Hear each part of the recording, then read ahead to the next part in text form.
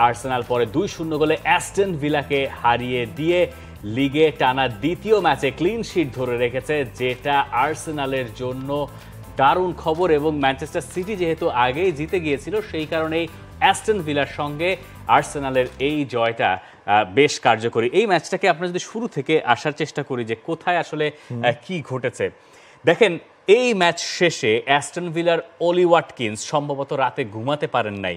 আমি যদি তার জায়গায় থাকতাম আমি আসলেই ঘুমাইতে পারতাম না। ফার্স্ট হাফে তিনি দুর্দান্ত সহজ একটা সুযোগ নষ্ট করেছেন, যেখানে ডেভিড রায়াকে তিনি মানে বোকা বানিয়ে ফেলেছিলেন, কিন্তু ফাঁকা জালে বল প্রবেশ করাতে পারেন নাই। সেকেন্ড হাফে ডেভিড রায়া একটা ভালো সেভ করেছেন, পরে ওলি ওয়াটকিন্স, ওটা হয়তো তুলনামূলক একটু কঠিন সুযোগ ছিল। ওইখানে যদি ওলি ওয়াটকিন্স গোল করতে পারতেন, এই ম্যাচের পুরো গল্পটাই হয়তো পাল্টে যেতে পারতো। আর আর্সেনাল ম্যাচটা কোথায় জিতলো? আর্সেনাল ফার্স্ট হাফটা যখন শুরু করলো, তখন আরও একবার বুকায়ো সাকা মনে হলো যে তাদের বোধহয় একদম মানে বুকায়ো সাকাই ছাড়া এই দলের কোনো উপায় নাই। বুকায়ো সাকার একটা শট এমি মার্তিনেজ দারুণ একটা সেভ করেছিলেন।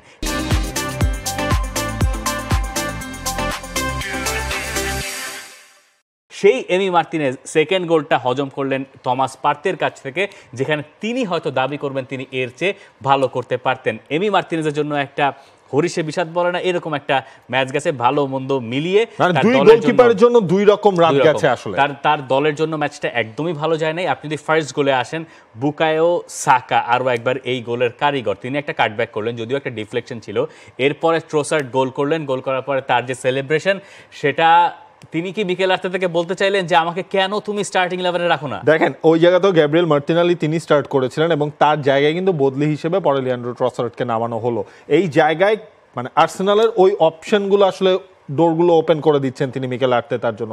এই ম্যাচ ফার্স্ট হাফ আর্সেনাল খেললো এরকম, ওই যখন গোলটা হলো এরপরে কিন্তু ম্যাচটা আর্সেনাল নিজেদের পকেটে আসলে নিয়ে নিল কনফার্মলি।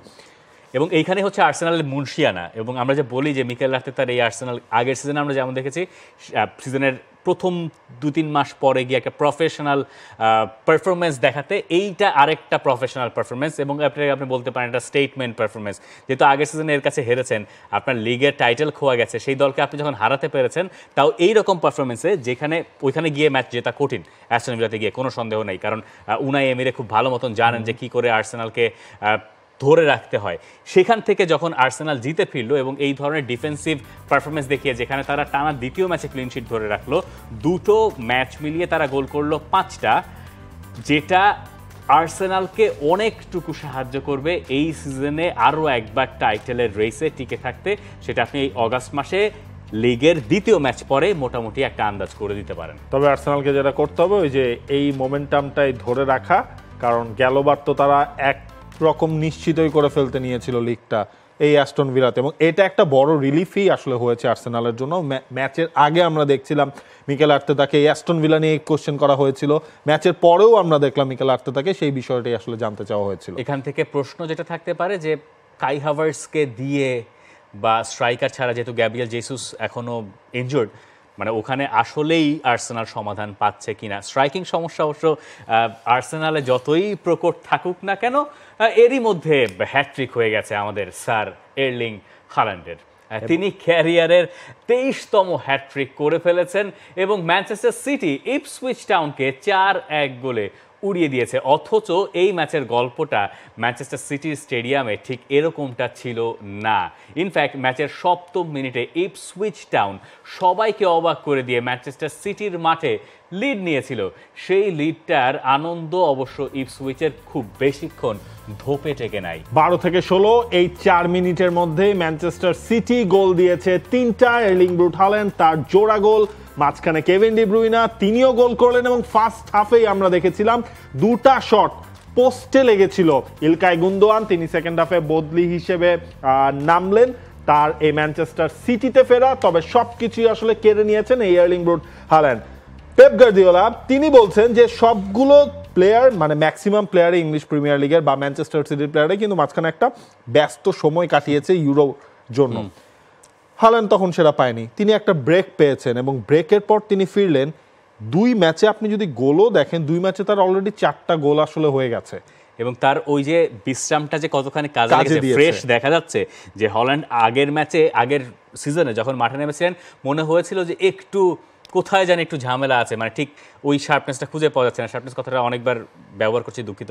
কিন্তু এইবার যখন হল্যান্ডকে আমরা দেখতে পাচ্ছি তখন মনে হচ্ছে যে না, তার ভেতরে ওই ধারটা আছে। আরও একবার শার্পনেস উচ্চারণ করতে হলো, দুঃখিত, আরও একবার। যাই হোক, বাংলা আর ইংলিশ মিলিয়ে এই যে প্রথম গোলটা যদি আপনি দেখেন পেনাল্টি থেকে, আর ইপসউইচ টাউন যারা লিগে কেবল প্রমোটেড হয়েছে, তারা আগের ম্যাচে লিভারপুলকে, মানে লিভারপুলের সঙ্গে 2-0 গোলে হেরেছে ঠিকই, কিন্তু লিভারপুলের সঙ্গে তারা একটা মোটামুটি মানে অনুপ্রেরণাদায়ী একটা পারফরমেন্স দেখিয়েছে বলা চলে। এবং যখন তারা সিটির মাঠে লিডটা নেওয়ার পরপরই যেটা হলো যে তাদের গোলকিপার, ইপসউইচের গোলকিপার মিউরিচ, তিনি একটু বেশি অ্যাডভেঞ্চারাস হতে গেলেন।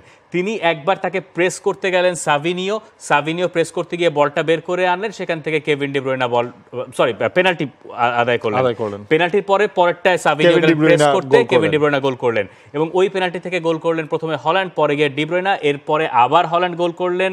সেখান থেকে অনেক একটা লম্বা বিরতি গেল, এরপরে 60 মিনিটস পরে গিয়ে আমরা দেখলাম যে আরেকটা গোল হ্যাটট্রিক পূরণ করেছেন হল্যান্ড। যদি হ্যাটট্রিক করতে না পারতেন তার মনে একটা দুঃখ থেকে যেত যে ভাই এই অল্প সময়ের ভেতরে দুটো গোল করার পরে হ্যাটট্রিক পূরণ করতে পারলাম না। এই জায়গা হচ্ছে আগে কি হতো যে 70-75 মিনিটসের পর হল্যান্ডকে রেস্ট দিয়ে জায়গায় আলভারেজকে নামানো হতো। এই ম্যাচে কিন্তু হল্যান্ডকে পুরোটা সময় কিন্তু খেলিয়েছেন পেপ গার্দিওলা। দেখেন, আলভারেজের জায়গাটায় কালকে মনে করার কোনো সুযোগ ছিল না, কারণ সাভিনিও যিনি স্টার্ট করলেন এই ম্যাচের শুরু থেকে, সাভিনিওর পারফরমেন্স দেখার মতো ছিল। আরও একবার স্টার্ট করেছেন সাভিনিওর ওই যে পেনাল্টি আদায় করা, একটা অ্যাসিস্ট বলতে পারেন, যেটা প্রেস করে কেভিন ডি ব্রুইনা গোল করেছেন। খুব দ্রুতই মানিয়ে নিচ্ছেন সাভিনিও, যেটা অনেকে অনুমান করেছিলেন যে ম্যানচেস্টার সিটি জার্সিতে সাভিনিও এবার ট্রাম্প কার্ড হয়ে যেতে পারেন। প্রথম দুটো ম্যাচ বলবো না, এই ম্যাচটায় আমার মনে হয় সাভিনিও একটা দাবি জানিয়ে রেখেছেন তিনি স্টার্টিং লেভেলে থিতু হতে চলেছেন। তবে ম্যানচেস্টার ইউনাইটেডের কথাও যদি আমরা বলি, সেখানে আসলে এখন পর্যন্ত মানিয়ে নিতে পারেননি এরিক টেন হ্যাগ। স্পেশালি ব্রাইটনে যখন তাদের প্রতিপক্ষ হয় তখন ম্যানচেস্টার ইউনাইটেডের জানি কি হয়ে যায়। ম্যানচেস্টার ইউনাইটেড তাদের ইতিহাসে সবচেয়ে বেশি হারের পার্সেন্টেজ এখন এই ব্রাইটনের বিপক্ষে। ম্যানচেস্টার ইউনাইটেডের সাবেক ফুটবলার ড্যানি ওয়েলব্যাক, তার গোলেই এগিয়ে গিয়েছিল ব্রাইটন। এরপর দিয়ালো তিনি একটা গোল করলেন, তবে শেষ দিকে একেবারে জুয়ান পেড্রোর গোলে ম্যানচেস্টার ইউনাইটেডের হারটা নিশ্চিত হয়ে যায় ব্রাইটনের মাঠে। এবং ইউনাইটেড আগের ম্যাচে জিতেছিল ঠিকই, এই ম্যাচে অবশ্য টার্নিং পয়েন্ট আমার কাছে মনে হয়েছে অন্য জায়গায়। ম্যানচেস্টার ইউনাইটেড পিছিয়ে গিয়েছিল, সেটা নিয়ে খুব বেশি অনুযোগ করার কিছু নাই। এই ম্যাচে ইউনাইটেড হেরেছে গোলটা এক্স্যাক্টলি, এবং যেখানে আলেহান্দ্রো গার্নাচো আরও একবার সাবস্টিটিউট হিসেবে নামলেন, নামার পরে তিনি গোল করে ফেলেছিলেন। বলটা জালেই যাচ্ছিল, ইয়োশুয়া জার্জি যিনি আগের ম্যাচে গোল করেছেন, যিনি অফসাইড পজিশনে ছিলেন, গোল লাইনের ঠিক সামনে যখন গার্নাচোর বলটা ঢুকে যাচ্ছে, জার্জির টাচের কোনো দরকার ছিল না। তিনি আনফরচুনেট যে তিনি আসলে স্লাইড করেছিলেন, যদি মিস হয়ে যায় তার তিনি যাতে গোল করতে পারেন, স্ট্রাইকাররা যা করে, কিন্তু হাঁটুর ভাঁজটা তার তখন খুলে গেল, দেখাতে পারছি না, দুঃখিত। এবং সেখান থেকে টাচটা লেগে বল চলে গেল জালে, অফসাইডে। এর চেয়ে মানে আনফরচুনেট অফসাইড পৃথিবীর ইতিহাসে কমই আছে। এরকম কিছু আমরা খুব কমই দেখেছি ফুটবলের মাঠে, যেটা দেখতে হলো ম্যানচেস্টার ইউনাইটেডকে দিয়ে। ইউনাইটেড এই ম্যাচে জেতাটা ডিজার্ভ করতো না হয়তো, কিন্তু হারাটাও বোধহয় ম্যানচেস্টার ইউনাইটেডের ঠিক উচিত ছিল না। আমার মনে হয় গার্নাচোর ওই গোলটা হয়ে গেলে ইউনাইটেডের ম্যাচটা পকেটে থাকতো। দেখেন, অন্যদিকে ব্রাইটন কিন্তু 2 ম্যাচের 2টাই কিন্তু তারা জিতে নিয়েছে। মানে ব্রাইটনের স্টার্টটা কিন্তু দারুণ হয়েছে, দুর্দান্ত একটা স্টার্ট হয়েছে। এবং ওভারঅল দেখা যাক ম্যানচেস্টার ইউনাইটেড, তাদেরও কাম আপটা আসলে করতে হবে। নতুন নতুন সাইনিং এসেছে, কি হয়। তবে ইউনাইটেডের এই যে ডিফেন্সে যে পরিবর্তনগুলো, আপনি ফার্স্ট গোলটাও দেখেন, ফার্স্ট গোলটার মধ্যে তো লিসান্দ্রো মার্টিনেজ, হ্যারি ম্যাগুয়ার সবাই ভুল করলেন। সেকেন্ড গোলেও তাই তাকায় তাকায় ম্যানচেস্টার ইউনাইটেড দেখলো, এইটা তো আসলে হওয়ার কথা ছিল না। মানে সেকেন্ড গোলে আপনার পেনাল্টির ভেতর 8 জন ম্যানচেস্টার ইউনাইটেডের ফুটবলার ছিলেন, কেউ মার্ক করে নাই, পেড্রোকে কেউ মার্ক করে নাই, কেউ জানেই না লিসান্দ্রো মার্টিনেজ কই। মানে স্টার্ট করেছেন সিজনটা লিসান্দ্রো মার্টিনেজ খুব বাজেভাবে। মাথিয়াস ডিলিক্ট আরেকবার ম্যাগুয়ারের জায়গায় নামলেন। আমার তো মনে হচ্ছে ম্যাগুয়ার ভালো খেলছিল, কেন ম্যাগুয়ারকে চেঞ্জ করতে হলো?